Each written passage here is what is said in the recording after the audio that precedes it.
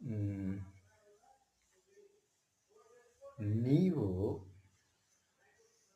ನಿಮ್ಮ ಮೇಲಿರೋ ಎಕ್ಸ್ಪೆಕ್ಟೇಷನ್ಕಿನ್ನ ಜಾಸ್ತಿ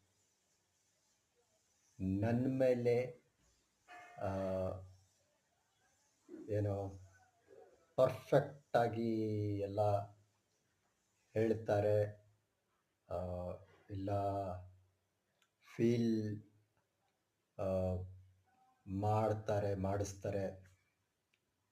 ಪರ್ಫೆಕ್ಟ್ ಜನಗಳು ಸ್ವಲ್ಪ ಆ, ನನ್ನ ಬಿಟ್ಬಿಡಿ, ಪರ್ಫೆಕ್ಟ್ ಅಲ್ಲ. ಸೊ ಎಕ್ಸ್ಪೆಕ್ಟೇಷನ್ನು ರಿಯಲಿಸ್ಟಿಕ್ ಆಗಿರಬೇಕು. ಆ ಥರ ನಾವು ಮನುಷ್ಯರಾಗಿ 60-70 ವರ್ಷ ಬದುಕೋರು ಅಷ್ಟೇ ಅನ್ನೋರು ಬನ್ನಿ.